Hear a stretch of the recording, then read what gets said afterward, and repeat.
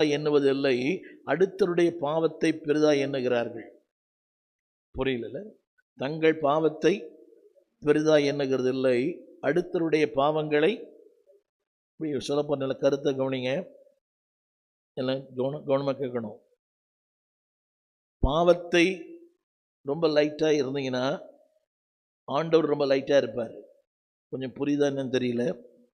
இது ஒன்றும் இல்லை, இது ஒன்றும் இல்லை, இது ஒன்றும் இல்லை, பரவாயில்லை.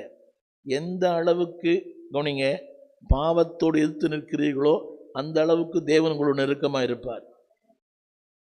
நான் திரும்ப சொல்லுகிறேன், எந்த அளவுக்கு பாவத்தை எதிர்த்து நிற்கிறீர்களோ அந்த அளவுக்கு தேவன் நெருக்கமாக இருப்பார். எந்த அளவுக்கு பாவத்தோடு நெருங்கி இருக்கிறீர்களோ தேவன் தூரமாக இருப்பார்.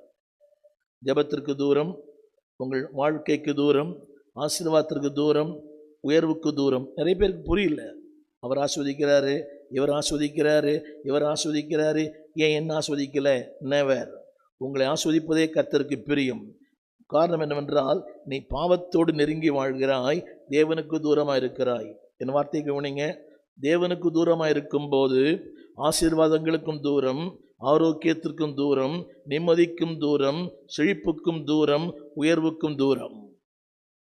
தமிழ் புரிய நினைக்கிறேன். இதோடு நெருக்கமாக இருந்தீங்கன்னா அவர் தூரம் போயிடுவார். தேவனும் நெருக்கமாக இருந்தீங்கன்னா இது தூரம் போயிடும். திரும்ப திரும்ப ரொம்ப அன்பாக சொல்ல விரும்புகிறேன், அது நேரமில் போட்டதுக்கு.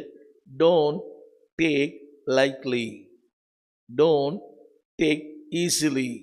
இது ஒன்றும் இல்லை பாஸ்டர், இது ஒன்றும் இல்லை. யார் யாரோ என்னென்ன பண்ணுறாங்க. திரும்ப சொல்லுகிறேன், இதை நீங்கள் லேசாக எண்ணினால், கவனமாக கேட்குறீங்களா? இதை லேசாக எண்ணினால் தேவனும் லேசாக தான் இருப்பார், கனமாக இருக்க மாட்டார். தமிழ் புரிய நினைக்கிறேன் உங்களுக்கு.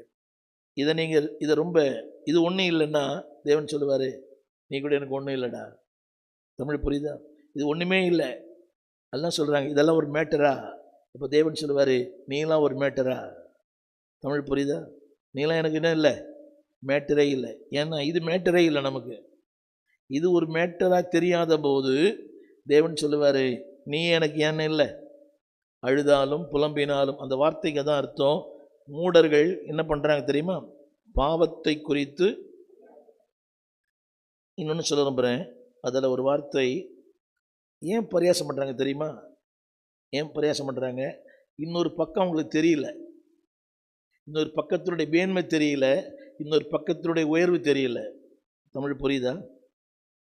பாவத்தை குறித்து பரியாசம் பண்ணுகிறார்கள். அப்படியானால் இன்னொரு பக்கம் இருக்கிறதே பரிசுத்தம்.